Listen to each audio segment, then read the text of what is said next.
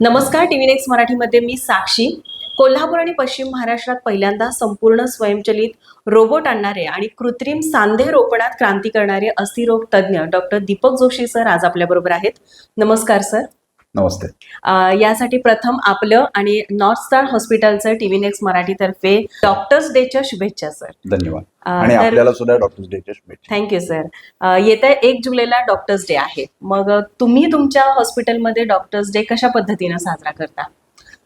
Doctors day हा आम्ही दरवर्षी साजरा करतोच. नॉर्थ स्टार हॉस्पिटलमध्ये वेगवेगळ्या पद्धतीनं करतो.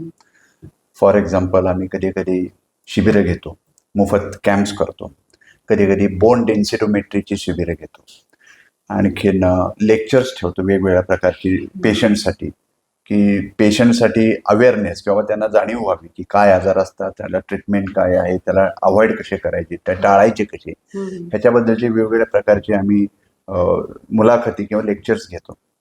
त्याचप्रमाणे बाहेर सुद्धा आम्ही वेगवेगळ्या ठिकाणी काही इंडस्ट्रीजमध्ये किंवा काही ज्येष्ठांचे ग्रुप आहेत, नंतर स्पोर्ट्स खेळणारी जी मुलं आहेत, या ठिकाणी जाऊन आम्ही त्यांच्याकडे त्यांचं प्रबोधन करण्याची त्यांना आम्ही व्याख्यानं घेतो. तर असे डॉक्टर्स डे निमित्तानं आम्ही खूप प्रोग्राम्स दरवर्षी करत असतो. मग हे सगळं करत असताना ज्या वेळेला या रोबोटिक सांधेरोपण पद्धतीचे तुम्हाला एक सर्जन म्हणून काय फायदे जाणवलेत सर? सर्वप्रथम म्हणजे रोबोटिक शस्त्रक्रिया ही कशासाठी वापरतात हे तुम्हाला मी सांगेन. रोबोटिक पद्धत कशासाठी वापरतात तर मुख्य म्हणजे सध्या गुडघ्याचे सांधेरोपण करण्याची शस्त्रक्रिया जी आहे ती रोबोटिक पद्धतीने केली जाते. त्याच्यामध्ये 2 प्रकार आहेत. एक तर कम्प्लिटली रिप्लेसमेंट म्हणजे टोटल सांधा बदलणे, आणि दुसरा म्हणजे एकच बाजू बदलणे. अशा 2 प्रकारच्या शस्त्रक्रिया आहेत. त्या दोन्ही शस्त्रक्रिया आता रोबोटिकद्वारे केल्या जातात. त्याचप्रमाणे खुब्याचे सांध्या बदलण्याची शस्त्रक्रिया ही सुद्धा रोबोटिकद्वारे केली जाते. आणखीन ॲडव्हान्स टेक्नॉलॉजीमध्ये आता मणक्याच्या काही शस्त्रक्रिया आहेत, त्याच्यामध्ये आपल्याला स्क्रू घालून ते मणके फिक्स करायला लागतात. अशा ठिकाणी सुद्धा आता रोबोटिकचा वापर केला जातो. तर अशा रोबोटिक्सचा वापर हळूहळू मेडिकल फील्डमध्ये, ऑर्थोपेडिक फील्डमध्ये वाढू लागलेला आहे. आता मला ॲज अ सर्जन रोबोटिकचा काय फायदा जाणवलेला आहे तर एक सर्जन म्हणून मला असा फायदा त्याचा जाणवला की पूर्वी सुद्धा आम्ही गुडघ्याच्या शस्त्रक्रिया या करत होतो, त्या आम्ही मॅन्युअल पद्धतीने किंवा हाताने करत होतो. आता रोबोट घेतल्यापासून आम्ही पहिल्यांदा जेव्हा आम्हाला कळलं की रोबोटिक शस्त्रक्रियांचे फायदे होत आहेत, तेव्हा पश्चिम महाराष्ट्रात सर्वप्रथम रोबोटिक शस्त्रक्रिया करण्याचा निर्णय आम्ही घेतला आणि तो रोबोट आम्ही नॉर्थ स्टार हॉस्पिटलमध्ये घेतला. आणि त्याच्या आधी सुद्धा आम्ही जाऊन हे रोबोट्स बघून आलो, बाहेर शस्त्रक्रिया कशी होते बघितली, आणि त्याच्यातनं आम्हाला असं जाणवलं की ह्या शस्त्रक्रियांमुळं एक तर तुमची ॲक्युरसी किंवा तुमचं जे कट्स घेतात ते एकदम परफेक्ट बरोबर येतात, म्हणजे ॲक्युरसी तुमच्या शस्त्रक्रियेची वाढते. नंतर पेशंट्सना त्यामुळं ॲक्युरेसीचा काय फायदा असतो की हाताने समजा ते थोडेफार चूक झाली होत असते किंवा हात जरा जरी इकडे तिकडे हल्ला, ते रोबोटिकद्वारे होत नाही. थोडक्यात तुम्हाला म्हणायचं झालं तर CNC मशीनवर काम करणे आणखीन हातानं एखादं काम जॉब करणे, ह्याच्यात जो फरक असतो तो रोबोटिक शस्त्रक्रियेमध्ये मिळाला होतो. आणि प्रिसिजन जास्त चांगलं आल्यामुळं तो जॉईंट जो आहे तो टिकण्याला लॉंग टर्म टिकण्याची शक्यता वाढते. दुसरी गोष्ट म्हणजे ह्याच्यामध्ये डिसेक्शन कमी झाल्यामुळे गुडघ्यामधली पेन किंवा दुखणं कमी होतं, लोकांना पेन किलर्स कमी घ्यायला लागतात ऑपरेशन नंतर. हा मला दुसरा मुख्य फरक जाणवला. तिसरा फरक जाणवला की मॅन्युअल ऑपरेशन करण्याच्या आणखीन या ऑपरेशनमध्ये असा की पेशंटची रिकव्हरी फास्ट व्हायला लागली, कारण शस्त्रक्रियेचं प्रमाण कमी झालं, बाकीचं डिसेक्शन सगळं कमी झालं, आणि त्याच्यामुळं शस्त्रक्रियेमध्ये लोकांना रिकव्हरी फास्ट व्हायला लागली. तर हे मुख्य फायदे आम्हाला या शस्त्रक्रियेमध्ये नक्की जाणवले. म्हणजे एकूणच रोबोटिक सांधेरोपणामुळे पेशंटला हे फायदे मिळतात असं तुम्हाला म्हणायचं आहे? ओके. तर परंपरागत सांधेरोपण आणि रोबोटिक सांधेरोपण यामध्ये काय फरक आहे सर? परंपरागत सांधेरोपण आम्ही सुद्धा आजपर्यंत गेले 20-25 वर्ष करत आलेलो आहोत. जवळपास 30 वर्ष करतात. त्याच्याही आधी ही सर्जरी 20 वर्ष चालू आहे, म्हणजे 50 वर्ष ही परंपरागत पद्धतीनं सांधेरोपण शस्त्रक्रिया चालू आहे. त्याचे रिझल्ट सुद्धा खूप चांगले आहेत. पण 10 ते 20% लोक असे असतात अशा शस्त्रक्रिया केल्यानंतर की ज्यांना दुखणं थोड्याफार प्रमाणात तक्रारी राहतात.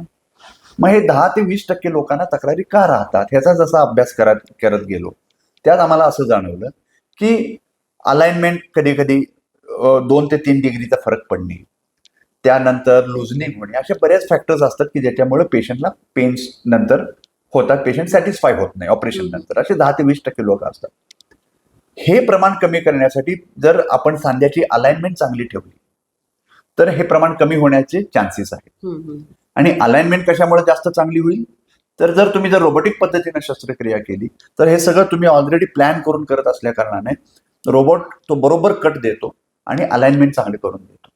आणि त्याच्यामुळं हे जे 10 ते 20% लोक जे आहेत की जे अनसॅटिस्फाईड असतात ऑपरेशन नंतर सुद्धा, त्यांना सॅटिस्फॅक्शनचं प्रमाण वाढवण्याचे, ते जास्त आणखीन ऑपरेशनमध्ये सुधारणा करण्यासाठी रोबोटिक्सची जरूर आम्हाला भासली कन्व्हेन्शनल सर्जरीपेक्षा. एक रोबोटिकची सर्जरी म्हणताय, ती कधीपासून तुम्ही चालू केली आहे सर? आणि ते म्हणजे ती सर्जरी चालू झाल्यापासून किती, म्हणजे या 2-3 वर्षामध्ये किती सर्जरी तुमच्याकडून झालेल्या आहेत? रोबोटिक सर्जरी जगभरात गेल्या 10 वर्षामध्ये हा ट्रेंड चालू झालेला आहे. त्याच्या आधी कॉम्प्युटर नॅव्हिगेशनची सर्जरी व्हायची. रोबोटिक्स आल्यापासून कॉम्प्युटर नॅव्हिगेशन थोडंसं मागं पडलं, कारण ही ऍडव्हान्स टेक्नॉलॉजी आहे, ह्याला आर्टिफिशियल इंटेलिजन्स सुद्धा वापरला जातो. भारतामध्ये ही शस्त्रक्रिया चालू होऊन जवळपास 5 वर्ष झाली. ओके. 3 वर्षापूर्वी आम्ही ही शस्त्रक्रिया कोल्हापुरात आणली. आणि मला सांगायला अभिमान असा वाटतो की कोल्हापुरामध्ये, पश्चिम महाराष्ट्रामध्ये रोबोटिक शस्त्रक्रिया चालू करण्यामध्ये नॉर्थ स्टार हॉस्पिटलचा मोलाचा वाटा आहे. जवळपास आजपर्यंत या 2 ते 3 वर्षामध्ये 400 सर्जरीज आम्ही रोबोटिक पद्धतीने केलेल्या आहेत. आणि ह्याचे रिझल्ट रोबोटिक पद्धतीने केलेल्या सर्जरीचे रिझल्ट हे चांगले आहेत, आम्हाला उत्साहवर्धक आहेत, पेशंटना फायदादायक आहेत. आता हे रोबोटिक सर्जरीचं तुम्ही खूप छान म्हणजे सांगितलेलं आहे की 3 वर्षापूर्वी तुम्ही रोबोटिकची जे आहे ते तुम्ही आणलेलं आहे नॉर्थ स्टारमध्ये. पण ते सोडून तुमच्या हॉस्पिटलमध्ये आणखी कोणत्या शस्त्रक्रिया मुख्यत्वे करून केल्या जातात? नॉर्थ स्टार हॉस्पिटल हे मुख्यत्वे करून ऑर्थोपेडिक सर्जरीज करण्याचं किंवा ऑर्थोपेडिकचे एक हॉस्पिटल आहे असं मानलं जातं. आणि ह्या ठिकाणी नुसतंच ऑर्थोपेडिक नाही तर बरोबरीनं हाडाच्या आजारांबरोबर न्यूरो सर्जरी म्हणजे नसांचे आजार, आणखीन प्लास्टिक सर्जरीज, नंतर डोळ्यांच्या काही दुखापती व ॲक्सिडेंटल पोटाच्या दुखापती, या सगळ्यावरती इथं ट्रीटमेंट केली जाते. छातीच्या दुखापती ह्याच्यावरती सुद्धा ट्रीटमेंट केली जाते. अस्थिरोगशास्त्रामध्ये जर विचारायचं गेलं तर आमच्याकडे गेल्या कित्येक वर्षांपासून इलिझारो पद्धत म्हणजे एक रशियन पद्धत आहे की ज्याच्याकडून कॉम्प्लेक्स जे फ्रॅक्चर्स असतात ते जुळवण्यासाठी मदत केली जाते. उंची वाढवण्यासाठी त्या शस्त्रक्रियेचा वापर केला जातो, तो इलिझारो शस्त्रक्रिया केली जाते. लहान मुलांच्या, लहान बाळांच्या शस्त्रक्रिया, पायाचे व्यंग, हाताची व्यंग इथं दुरुस्त केली जातात. त्याच्यानंतर हाडांचे कॅन्सर जर असतील तर त्याच्यावरती सुद्धा ट्रीटमेंट आपल्याकडे होते. कॉम्प्लेक्स फ्रॅक्चर्स किंवा वाईट प्रकारची फ्रॅक्चर्स, आजकाल रोड कंडिशन्स किंवा जर ऍक्सिडेंट्स बघितले तर पूर्वीपासून जे काही इंडस्ट्रियल ऍक्सिडेंट्स आहेत की रस्त्यावर घडणारे ऍक्सिडेंट आहेत, घरात घडणारे ऍक्सिडेंट आहेत, या सर्व ऍक्सिडेंट्सवरती उपचार इथं केले जातात. त्याच्यानंतर मणक्याच्या शस्त्रक्रिया या ओपन पद्धतीनं पूर्वी इथं व्हायच्या. गेल्या 20 वर्षा किंवा 15 वर्षामध्ये या आम्ही दुर्बिणीद्वारे आता चालू केलेल्या आहेत. त्यामुळे मणक्याच्या दुर्बिणीद्वारे शस्त्रक्रिया इथं केल्या जातात. मणक्याच्या दुर्बिणीद्वारे शस्त्रक्रिया बरोबरच स्पोर्ट्स मेडिसिन म्हणजे क्रीडा वैद्यकशास्त्रामध्ये इंटरनॅशनल ऑलिम्पिक कमिटीतर्फे स्पोर्ट्स मेडिसिनचा डिप्लोमा माझा कंप्लीट झाल्यानंतर आम्ही इथं स्पोर्ट्स मेडिसिनच्या सर्जरीज चालू केल्या. आणि त्याच्यामध्ये दुर्बिणीद्वारे गुडघ्याची शस्त्रक्रिया, दुर्बिणीद्वारे खांद्यांच्या शस्त्रक्रिया, बाकीचे जे काही सांधे छोटे छोटे आहेत त्याच्या शस्त्रक्रिया, ह्या सगळ्या दुर्बिणीद्वारे करणं चालू केलं. नसा तुटणे, लिगामेंट तुटणे, चकत्या फाटणे, खेळाडूंचे आजार, खेळाडूंना स्पोर्ट्समध्ये कुस्तीचे जे खेळाडू आहेत किंवा फुटबॉल प्लेयर्स आहेत हे कोल्हापुरात भरपूर आहेत, क्रिकेट प्लेयर्स भरपूर आहेत. तर ह्या लोकांसाठी ज्यांना इंजुरीज होतात त्यांच्यासाठी आम्ही इथे ट्रीटमेंट चालू केली. तर अशा रीतीनं अस्थिरोगावरतील सर्व प्रकारच्या उपचार आणि हे ऍडव्हान्स्ड उपचार नॉर्थ स्टार हॉस्पिटलमध्ये होतात. खूप छान सर. म्हणजे एकदा पेशंटनी कुठल्याही कारणासाठी जर तुमच्या इथं आलं तर त्यांनी परत जाता कामा नये. साधारणतः 30 वर्षाच्या प्रदीर्घ ऑर्थोपेडिक प्रॅक्टिस बद्दल आम्हाला तुमच्याकडून जाणून घ्यायचं आहे सर. मला आता ऑर्थोपेडिक प्रॅक्टिस कोल्हापुरात चालू करून जवळपास 30 वर्ष झाली. आणखीन पहिल्यांदा माझे आई वडील दोघेही डॉक्टर्स होते. आणखीन त्यांच्याच वारसा मी पुढे चालवून पण त्यांच्याच ह्याला ब्रँचला नाही गेलो, पण मला अस्थिरोगशास्त्रामध्ये इंटरेस्ट असल्यामुळे मी त्याच्यामध्ये गेलो. तिथून मी पहिल्यांदा आमच्या उमाटकीचे इथे एक हॉस्पिटल होतं, ते 10 बेडचं होतं. तिथं मी पहिली प्रॅक्टिस 5 वर्ष केली. त्याच्यानंतर गोखले कॉलेजच्या जवळ जोशी ऑर्थोपेडिक सेंटर म्हणून एक आम्ही एक नवीन हॉस्पिटल चालू केलं तिथं, आणि ते आता 20 बेडचं, त्यानंतर 30 बेडचं हॉस्पिटल आम्ही केलं. आणि त्या हॉस्पिटलमध्ये जसजशी पेशंटची फ्लो वाढायला लागला तसं ती जागा अपुरी पडायला लागली. तसे त्यानंतर आम्ही पुढच्या 15 वर्षामध्ये ह्या ठिकाणी नॉस्टार हॉस्पिटलच्या ठिकाणी आम्ही बांधकाम चालू केलं आणि नॉस्टार हॉस्पिटल तयार केलं. आता हे हॉस्पिटल जवळपास 50 बेडचं हॉस्पिटल आहे आणि फुल्ली ऑर्थोपेडिक ट्रीटमेंट इथं सर्व प्रकारच्या होतात आणि एक अत्यंत मॉडर्न, प्रशस्त, आणखीन ॲडव्हान्स टेक्नॉलॉजी असणारं आणि ॲडव्हान्स सर्जरीज करणारं आणि ॲडव्हान्स लोकांना फॅसिलिटीज देणारं हॉस्पिटल म्हणून आता हे ओळखलं जातं. तर असं 30 वर्षामध्ये हळूहळू जसजसं पेशंटचा फ्लो वाढायला लागला, जसजसं लोकांना माहिती होत गेली, तसतसं लोक येत गेली आणि तसतसे आम्ही इथं उपचार करत गेला. तर मग आता पण तुम्ही म्हणताय की हे खूप सारे शस्त्रक्रिया इथं केल्या जातात, पण वैद्यकशास्त्रात जर आपण बघितलं तर रोज नवीन नवीन काहीतरी प्रगती होत असते. मग आगामी काळात म्हणजे येणाऱ्या पुढच्या काळात जर तुम्हाला नव्या सुविधा नॉनस्टारमध्ये उपलब्ध करायच्या आहेत का? नक्कीच. हे मेडिकल फील्ड असं आहे की हे कंटिन्युअस शिकत राहायला पाहिजे, कायम शिकणारं फील्ड आहे. याच्यात कुठेही थांबून चालत नाही. मी 50 वर्षाचा असो, 60 वर्षाचा असो, 70 असो, 80 असो, जोपर्यंत मी मेडिकल प्रॅक्टिस करतोय तोपर्यंत शिकणं हे आवश्यकच आहे. मला सगळं येतं ही ॲटिट्यूड आम्हाला इथे ठेवून चालत नाही. सारखे नवीन नवीन काहीतरी येत असतं, नवीन शोध लागत असतात, नवीन सर्जरीज होत असतात. तर ह्या सगळ्या सर्जरीजसाठी आमच्याकडं एक आम्ही असं ठरवलेलं आहे की वर्षातले काही दिवस जाऊन शिकून यायचं. मध्ये तर मी 10 वर्ष 15 वर्ष प्रॅक्टिस झाल्यानंतर मी 1 वर्ष इथनं इंग्लंडला गेलो आणि MCH नावाची एक डिग्री आहे ती घेऊन आलो की जिथं मी ॲडव्हान्स सगळ्या शस्त्रक्रिया शिकून आलो. त्यानंतर मी दुसरा कोर्स केला, तो म्हणजे स्पोर्ट्स मेडिसिनचा. तर असं दर 5-5 वर्षांनी, दर 2-2 वर्षांनी जे काही नवीन असेल ते जाऊन शिकून येणं हे महत्त्वाचं असतं. आणि तरच तुम्ही मेडिकल नॉलेजची अपग्रेड राहिला तर तुम्ही पेशंटना ती फॅसिलिटी चांगल्या पद्धतीने देऊ शकता. आता दुर्बिणीद्वारे मणक्याच्या शस्त्रक्रिया झाल्या, त्यानंतर दुर्बिणीद्वारे सांध्यांच्या शस्त्रक्रिया आल्या, त्याच्यानंतर आता हे रोबोटिकद्वारे नी रिप्लेसमेंट सर्जरी आली, आता ह्याच्यानंतर रोबोटिकद्वारे अजून काही सर्जरीज येतील. तर हे फील्ड कधी थांबणार नाहीये. मेडिकल फॅसिलिटीज ह्या वाढतच जाणार आहेत आणि त्यामुळे हे नवीन नवीन शिक्षण घेणं हे प्रत्येक डॉक्टरला हे क्रमप्राप्त आहे आणि आपण आनंदाने करायला पाहिजे. तर सर, पुढचा माझा प्रश्न तुम्हाला असा आहे की नॉनस्टार हॉस्पिटल मुख्यतः कोणत्या ध्येय धोरणांवर कार्यरत आहे? नॉस्टार हॉस्पिटल जेव्हा आम्ही चालू केलं त्यावेळी आम्ही ठरवलं होतं की आमचं जे प्रिन्सिपल आहे ते म्हणजे अचूक निदान, योग्य उपचार, माफक दरात सर्वांसाठी. याचाच अर्थ असा की एकतर तुम्ही अचूक निदान केलं पाहिजे, त्याच्यावरती जी काही योग्य उपचार आहेत ते केले पाहिजेत, आणि तिसरं माफक दरात. आपल्या इथं कोल्हापूर सारख्या ठिकाणी अशी परिस्थिती असते की लोकांच्याकडं इन्शुरन्स नसतात. इथले मेनली शेतीप्रधान विभाग आहे, त्यामुळं लोकांच्याकडं गरीब लोकही जास्त असतात आपल्याकडे, आणि त्याच्यामुळे त्यांना सगळ्यांना परवडणारी अशी ट्रीटमेंट आपल्याकडे होणं महत्वाचं आहे. आणि अशी ट्रीटमेंट असून सुद्धा ती बेसिक लेवलला नाही तर ती ॲडव्हान्स ट्रीटमेंट पाहिजे. त्यामुळे ॲडव्हान्स चांगली ट्रीटमेंट माफक दरामध्ये अवेलेबल करून देणं, आणि ते सुद्धा सर्वांसाठी. आता माफक दरात आणि सर्वांसाठी म्हणजे काय, तर दर हा एक भाग झाला, आणि दुसरं म्हणजे सर्वांसाठी, म्हणजे अगदी लोअर पेशंट सुद्धा असेल किंवा हायर पेशंट असेल, कुठलाही पेशंट असला तरी त्यांना ही ट्रीटमेंट ही मिळाली पाहिजे. ह्या प्रिन्सिपल खाली आम्ही हे हॉस्पिटल चालू केलं. आता खालच्या लोकांना किंवा ज्यांच्याकडे पैसे नाहीत त्यांच्याकडे मग ट्रीटमेंट ही कशी मिळेल, तर त्याच्यासाठी आम्ही काही फॅसिलिटीज इथे अवेलेबल करून दिलेल्या आहेत. काही वेळेला आम्ही सर्जरीज लोकांच्या फ्री करतो की जेणेकरून चांगली ट्रीटमेंट सुद्धा लोकांना मिळाली पाहिजे. पैसे हा विषय या ठिकाणी अगदी गौण मानला जातो जेव्हा ट्रीटमेंट येईल तेव्हा, आणि त्यामुळं अगदी पैसे नाहीत म्हणून पेशंट आमच्याकडनं निघून जाण्याचं प्रमाण खूप कमी आहे. त्यामुळं ह्या तत्वाखाली आम्ही चालतो. म्हणजे एक प्रकारे गरीब आणि गरजू रुग्णांसाठी आर्थिक मदत उपलब्ध करून देणाऱ्या योजना तुमच्याकडे आहेत का? नॉस्टार हॉस्पिटलमध्ये आम्ही बऱ्याच अशा योजना राबवतोय की जेणेकरून गरजू लोकांना ह्याचा फायदा होईल. आता ह्याचंच एक उदाहरण तुम्हाला द्यायचं म्हणजे आम्ही गेले कित्येक वर्ष जवळपास 10 वर्ष 99,000मध्ये गुडघ्याचं सांधेरोपण शस्त्रक्रिया करतो.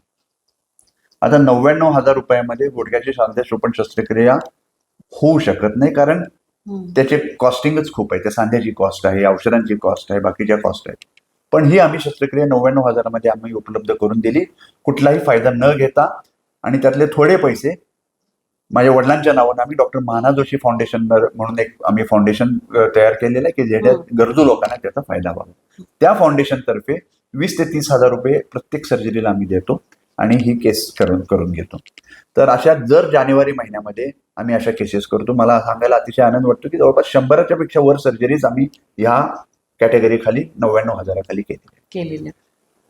बऱ्याच आर्थिक योजनांमध्ये आता सगळ्यात महत्वाचं म्हणजे मुख्यमंत्री सहाय्यता निधी हे मुख्यमंत्र्यांनी किंवा महाराष्ट्र गव्हर्नमेंटचं स्कीम आहे, पण ती अतिशय चांगल्या पद्धतीनं गेल्या 5 वर्षात राबवली जाते. त्यामुळे ह्या स्कीम खाली खूप पेशंटना याच्या बेनिफिट मिळतो. अगदी ऍक्सिडेंटचे पेशंट असतील, रिप्लेसमेंटचे पेशंट असतील, गुडघ्याच्या शस्त्रक्रियेचे असतील किंवा मणक्याच्या शस्त्रक्रियेचे असतील, असे खूप लोकांना याचा फायदा होतो.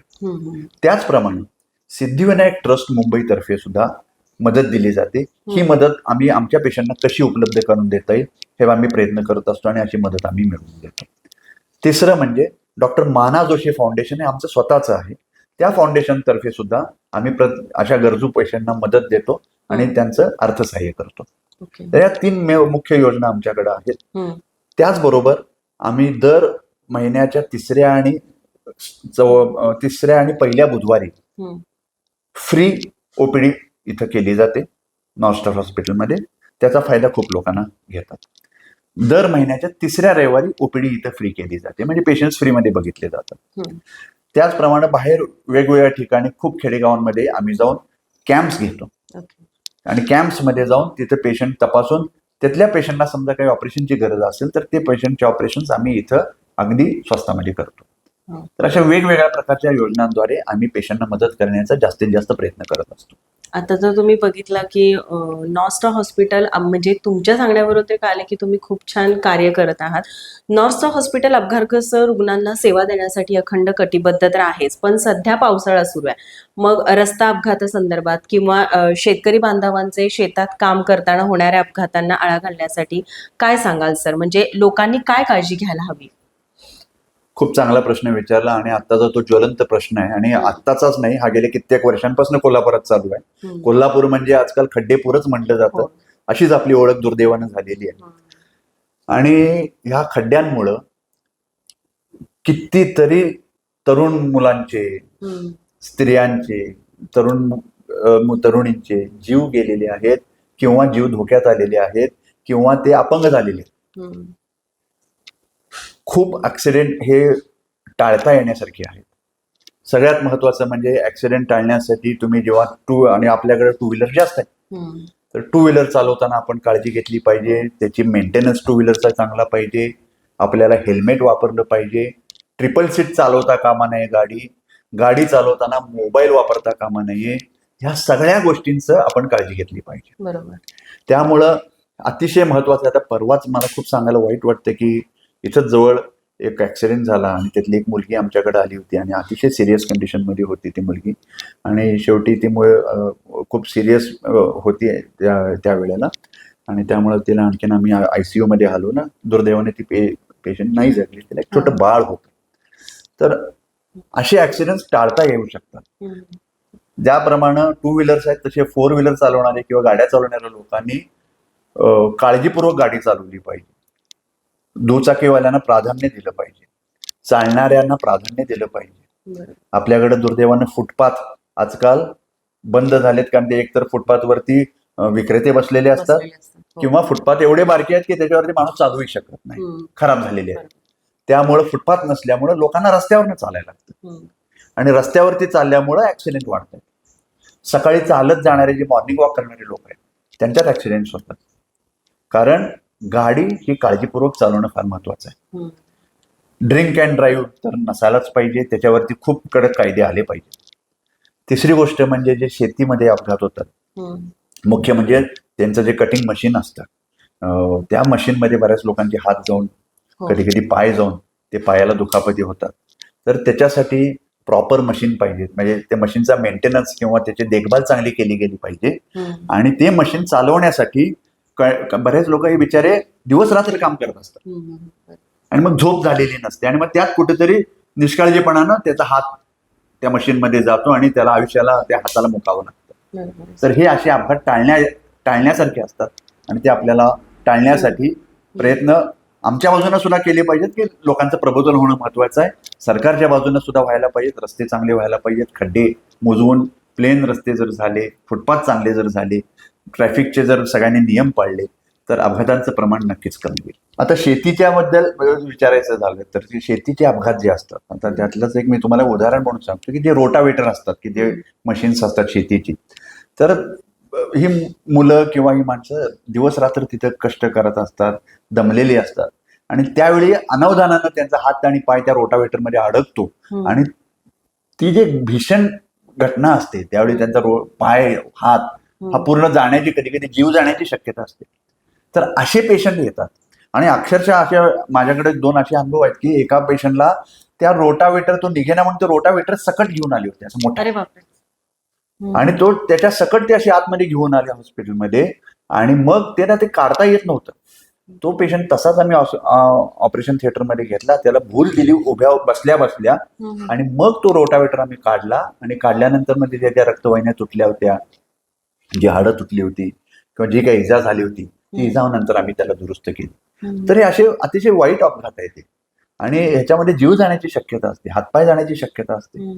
तर हे वाचू शकतं आणि त्याच्यासाठी जी सेफ्टी आहे, जी मशीन्स तयार करण्यात, हे सेफ्टी सुद्धा वाढवली पाहिजे आणि त्या लोकांना कायमचं म्हणजे अखंड काम करण्यापेक्षा मध्ये मध्ये त्याला विश्रांती दिली पाहिजे. तर असे जर केलं तर आपण असे अपघात काही रोखू शकतो. खूप छान सर. ह्या वैद्यकीय क्षेत्रामध्ये तर तुमचा खूप वर्षाचा चांगला अनुभव आहे, पण नवीन वैद्यकीय व्यवसाय सुरू करणाऱ्या डॉक्टरांना तुम्ही काय सल्ला द्याल सर? नवीन वैद्यकीय जे आता मुलं आहेत की जेव्हा जे आता नवीन प्रॅक्टिस चालू करतायत, त्यांच्यासाठी सगळ्यात महत्वाचं म्हणजे पेशंट हा मध्यभागी ठेवून तुम्ही काम करा. बाकीचं सगळं आपोआप तुम्हाला मिळणार आहे. त्यामुळे पेशंट फर्स्ट, पेशंट पहिला, हे जर तुम्ही समजलात आणि पेशंटला जर आपण देव मानला तर, किंवा हा पेशंट आपला आई वडिलांपैकीच एक आहे, भाऊ आहे, बहीण आहे आणि आपण त्याला ट्रीटमेंट देतोय असं समजून आपण ट्रीटमेंट द्या. दुसरी गोष्ट म्हणजे बाकीचं एवढं जर तुम्ही बघितलं, बाकीचं सगळं तुमच्या बरोबर येणार. तुम्हाला पेशंटचे आशीर्वाद मिळतील, तुम्हाला 4 पैसे मिळवाल, तुम्ही चांगलं काम कराल. बरोबरीनं शिकणं, कंटिन्युअसली तुम्ही शिकायला पाहिजे. नॉलेज तुमचं किंवा तुमचं अपग्रेड करायला पाहिजे. नवीन नवीन सर्जरी शिकता आले पाहिजेत, नवीन ट्रीटमेंट्स काय काय आल्यात, नवीन काय औषधं आली, बाजारात काय चालू आहे, हे सगळं तुम्हाला माहित पाहिजे. तर हे नवीन मुलांनी जर केलं तर त्यांना प्रॅक्टिसला काही कमी नाही पडणार आणि लोकांना त्याचा खूप फायदा होईल. Okay sir, thank you. तर आज आपल्याबरोबर होते नॉर्थ स्टारचे डॉक्टर दीपक जोशी सर आणि त्यांचा प्रदीर्घ अनुभव, 30 वर्षाचा वैद्यकीय क्षेत्रातला अनुभव आज त्यांनी आपल्याबरोबर शेअर केलेला आहे. डॉक्टर्स डेच्या निमित्ताने सर तुम्ही खूप छान माहिती दिलीत आणि तुमच्याकडे येणारा प्रत्येक रुग्ण हा म्हणजे एक चांगल्या पद्धतीने येईल आणि इथून तो बरा होऊनच जाईल याची अपेक्षा आम्ही करतो. तर सर धन्यवाद डेच्या पुन्हा एकदा तुम्हाला खूप साऱ्या शुभेच्छा आणि TV नेक्स्ट मराठीला तुम्ही इतकं छान मार्गदर्शन केला, खूप छान माहिती दिला, याबद्दल तुमचे मनापासून आभार. धन्यवाद. Thank you sir. थँक्यू.